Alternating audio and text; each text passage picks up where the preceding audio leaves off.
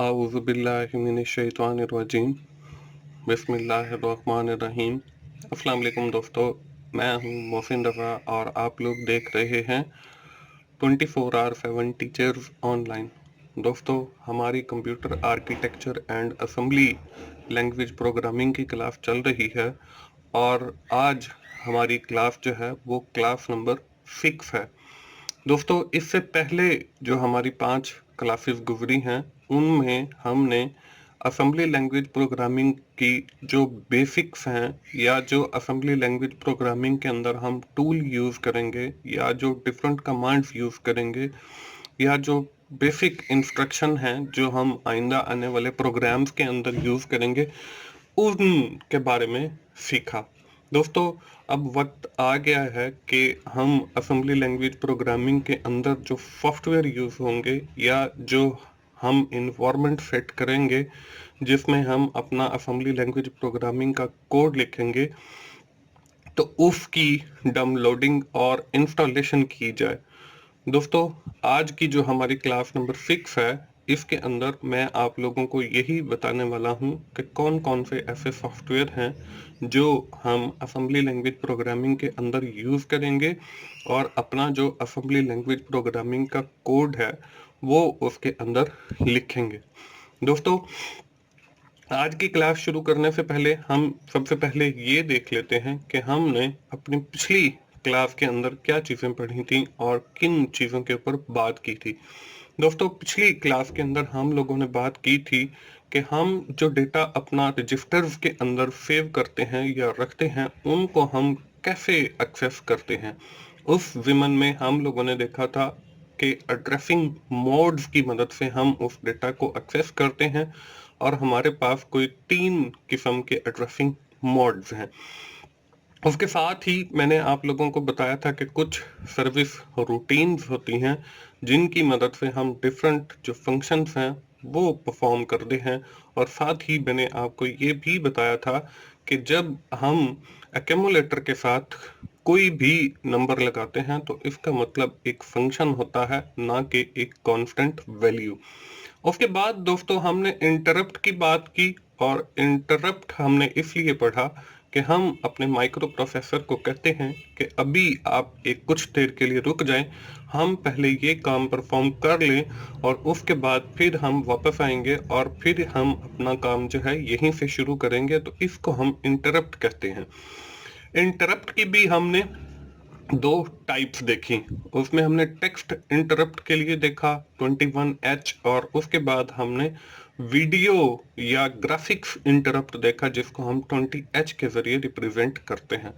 और आखिर में हम लोगों ने ASCII कोड के ऊपर बात की कि हमारे मुख्तलिफ किस्म के जो प्रोसेसर मुख्तलिफ कंपनीज बनाती हैं तो वो एक स्टैंडर्ड फॉलो करती हैं जिसको हम ASCII कोड कहते हैं।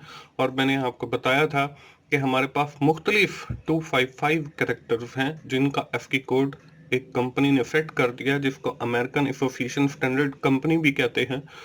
तो हर जो भी माइक्रो प्रोसेसर बनाने वाली कंपनी है वो उस स्टैंडर्ड को फॉलो करके अपने प्रोसेसर बनाती है। यहाँ तक तो थी दोस्तों हमारी पिछली क्लास। दोस्तों, आज की क्लास में हम लोग देखने वाले हैं कि हम असेंबली लैंग्वेज प्रोग्रामिंग जब करेंगे तो हमें कौन कौन से सॉफ्टवेयर की ज़रूरत पड़ेगी। उसमें हम देखेंगे कि असेंबलर क्या होता है, उसमें हम देखेंगे कि डॉस्क बॉस क्या होता है, उसमें हम देखेंगे कि हमारे पास लिंकर क्या होता है और इसके क्या फंक्शनैलिटीज होती है। तो चलिए हम लोग अपनी क्लास की इब्तदा करते हैं और देखते हैं कि हमें असेंबली लैंग्वेज प्रोग्रामिंग के लिए कौन कौन से सॉफ्टवेयर की ज़रूरत पड़ेगी। दोस्तों, इसके अंदर हमारा जो सबसे पहला सॉफ्टवेयर यूज़ होगा उसको हम डॉस बॉस्क बॉक्स कहते हैं। ये जुलाई 22 2002 में बना, और सबसे पहले पीटर विनास्ट्रा एक नामी साहब थे जिन्होंने डॉस बॉक्स को पहली बार यूज़ किया। दोस्तों, हम डॉस बॉक्स इसलिए भी यूज़ करते हैं क्योंकि ये एक फ्री सॉफ्टवेयर है। इसके लिए आपको किसी किस्म की कोई रजिस्ट्रेशन की वगैरह की ज़रूरत नहीं है और ये आसानी से कहीं से भी डाउनलोड किया जा सकता है। और आपके लर्निंग मैनेजमेंट जो सिस्टम है उसके अगर आप डाउनलोड सेक्शन के अंदर जाएंगे तो वहां पे भी डॉस बॉक्स आपको अवेलेबल है।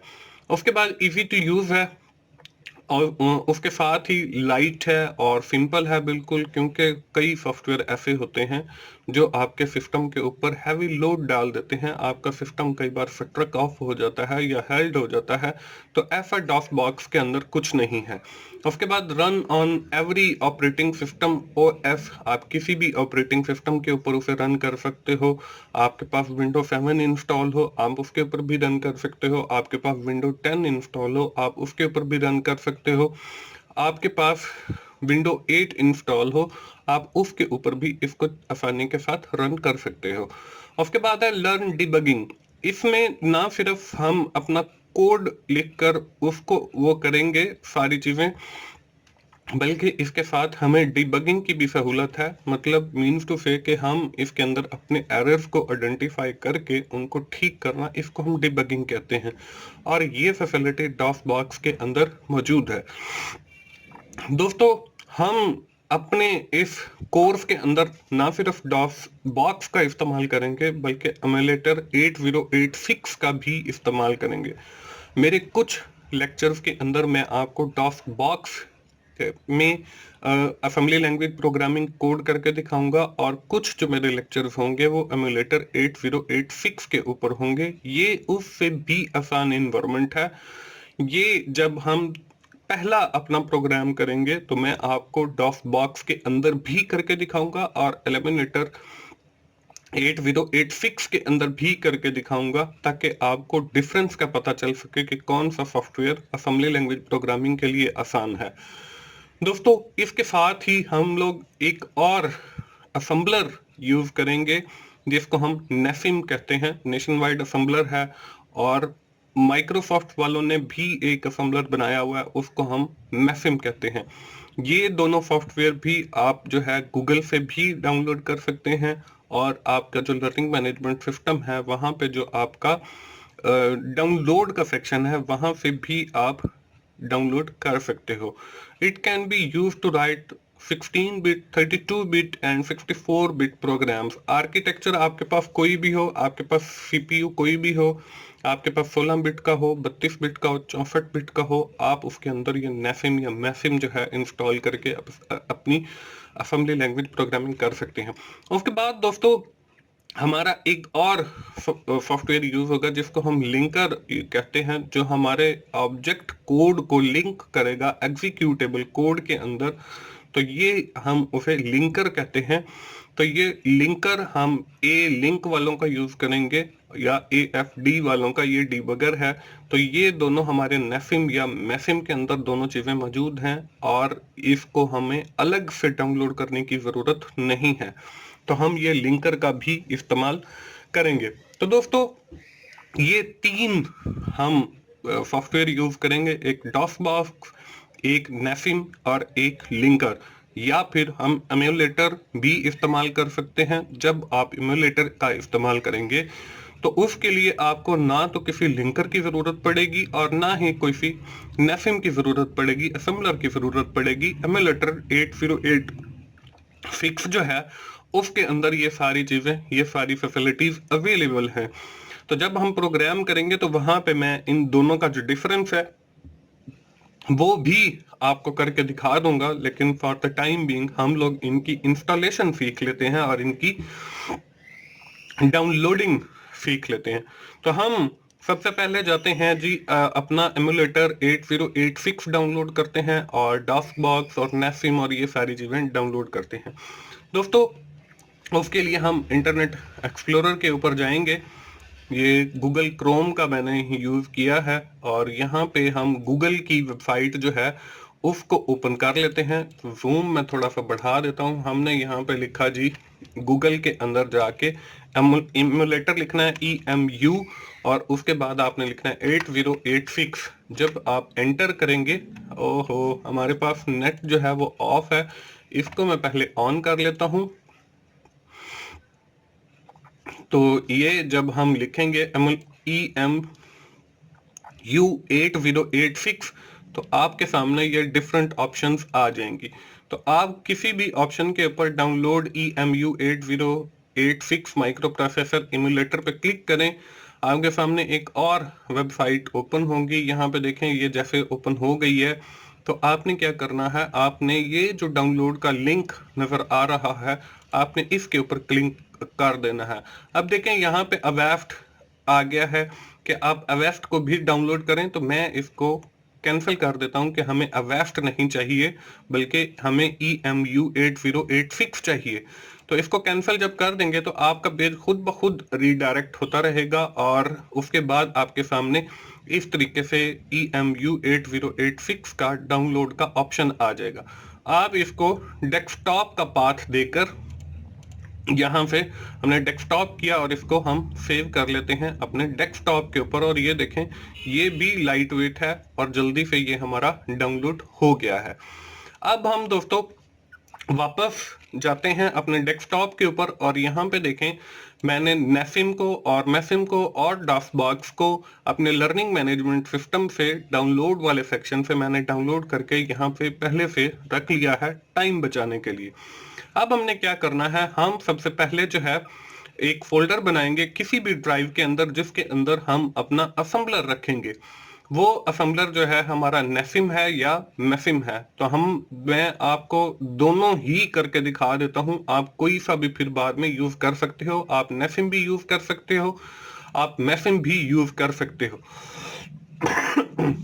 हम इसको पहले जो है कॉपी कर लेते हैं दोनों फोल्डर्स को, बल्कि एक को नेफिम को मैं कॉपी कर लेता हूं। कॉपी करने के बाद मैं जाता हूं अपनी किसी एक ड्राइव के अंदर।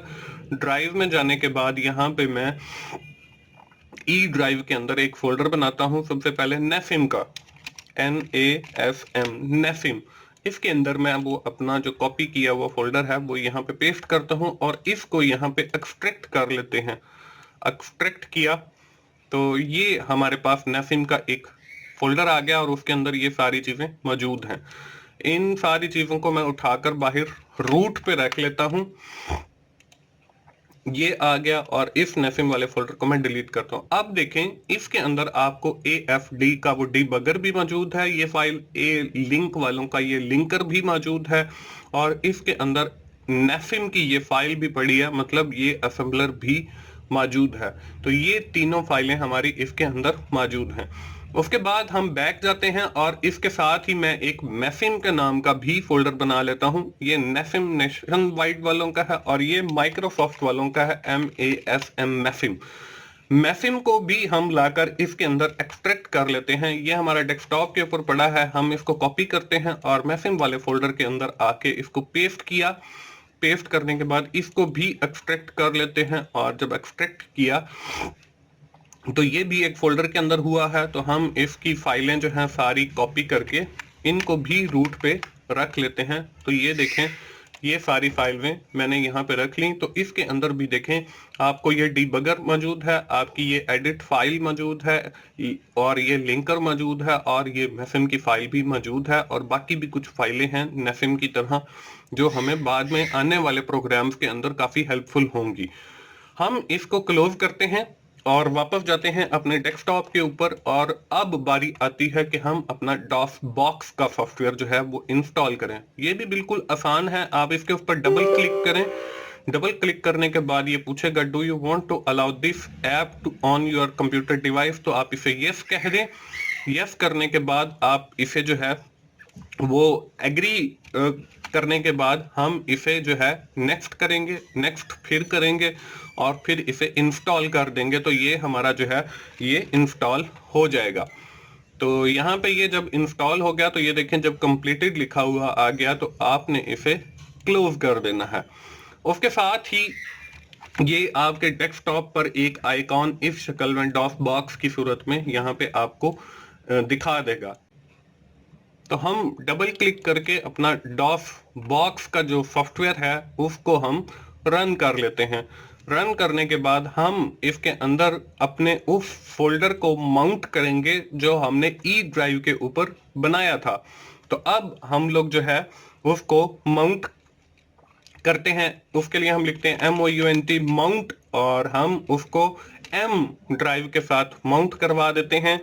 और कॉलन लगाया, उसके बाद हमने ई ड्राइव के अंदर वो फोल्डर बनाया था तो ई लिखकर हमने कॉलन लगाया और बैकस्लैश लगाकर हमने लिखा यहाँ पे NAFM नेफिम। तो जब एंटर करेंगे तो यहाँ पे drive M is mounted as local directory ई नेफिम। अब हम यहाँ पे लिखते हैं ये हमारी जो ड्राइव है M वो माउंट हो गई है। तो हम यहाँ पे अपनी उस ड्राइव के अंदर जाएंगे जिस ड्राइव को हमने माउंट किया है। तो E को हमने माउंट किया, E लिखकर एंटर किया। ये कह रहा drive E does not exist, you must mount it first, type intro or intro mount for information. यहाँ पे हम E को ही माउंट कर लेते हैं। E को माउंट करने के लिए हम माउंट E और कॉलन लगाया और उसके बाद हमने लिखा E के अंदर हमने वो फोल्डर बनाया था, उसके साथ हमने कॉलन लगाया और बैक स्लैश लगाकर हमने यहाँ पे लिखा NAFM नेफिम। तो इसने हमारी E ड्राइव को भी माउंट कर दिया जैसे M ड्राइव को किया था। अब हम अपनी E ड्राइव के अंदर जाएंगे, E लिखा, कॉलन लगाया, एंटर किया तो हम E ड्राइव के अंदर आ गए। यहाँ पे देखें अब Z की बजाय E आ रहा है। तो अब यहाँ पे हम E में एंटर होने के बाद यहाँ पे डायर करेंगे तो यहाँ पे हमारे पास देखें ये फाइलें जो हैं वो मौजूद हैं, जिसमें आपकी मैं आपको पहले लोकल पे दिखा देता हूँ। वापस आए और यहाँ पे देखें हमने E ड्राइव के अंदर ये नेफिम वाले फोल्डर के अंदर ये फाइलें पहले MIFCAFDA लिंक और ये सारी फाइलें आपको डॉस बॉक्स के अंदर देखें MIFCAFDA लिंक और ये सारी आपको नजर आ रही हैं। अब हम जो है जैसे मैंने नेफिम वाले फोल्डर को माउंट किया है ई ड्राइव के साथ, तो हम अपनी किसी और ड्राइव के साथ उसको माउंट करते हैं अपने मेफिम वाले फोल्डर को। तो उसका भी तरीकाकार ये CD डबल डॉट डालकर हम वापस आ जाते हैं। हम यहाँ पे लिखते हैं माउंट ई और इसको मैं लिख देता हूँ दोबारा ई ड्राइव के अंदर हमारा वो मेफिम वाला फोल्डर पड़ा है और बैक स्लैश डालकर MAFM मेफिम एंटर किया। Drive E is already mount with the local directory, तो आप उसे किसी और ड्राइव के साथ माउंट कर सकते हो। तो यहाँ पे हम लिखेंगे कोई और drive, for example mount N के साथ मैं इसे माउंट कर देता हूँ। E ऑलरेडी माउंटेड है तो हमें वो फोल्डर किसी और ड्राइव के अंदर बनाना पड़ेगा। तो हम उसको उठाकर उस फोल्डर को अपनी किसी और ड्राइव के अंदर रख लेते हैं। ये हमारा मेफिम वाला फोल्डर है, कॉपी किया, इसको मैं C ड्राइव के ऊपर पेस्ट कर लेता हूं। अब हम अपनी C को माउंट जो है वो कर लेते हैं। N लिखा, N लिखने के बाद C colon back slash MAFM मेफिम एंटर किया। तो अब देखें हमारी N ड्राइव जो है वो हमारी लोकल C ड्राइव के साथ माउंट हो गई है। तो हम दोबारा N को एक्सेस करते हैं, एंटर किया। अब इसके अंदर जब हम डायर करते हैं तो हमारी देखें मेफिम वाले फोल्डर के अंदर जो फाइलें मौजूद हैं वो यहाँ पे BIN2HEX ये हमारी माउंट होकर आ गई हैं। तो इस तरीके से हम मेफिम को भी कर सकते हैं। दोस्तों मैंने आपको बताया था कि हम लोग जो है एक और सॉफ्टवेयर जिसको हम इमुलेटर कह रहे हैं 8086 वो भी डाउनलोड किया है, उसको भी इंस्टॉल करके मैं आपको दिखाता हूं। इसको हम सबसे पहले एक्सट्रैक्ट किया, एक्सट्रैक्ट करने के बाद ये इसकी सेटअप वाली फाइल आ गई। इसको जो हमने रन किया ये भी हमसे पूछ रहा है कि अलाउ करें इस ऐप को, तो हमने यस किया। यस करने के बाद ये देखें एक सेटअप वाली फाइल आ गई। आप इसे नेक्स्ट करें, नेक्स्ट नेक्स्ट करते रहेंगे तो ये भी इंस्टॉल हो जाएगा।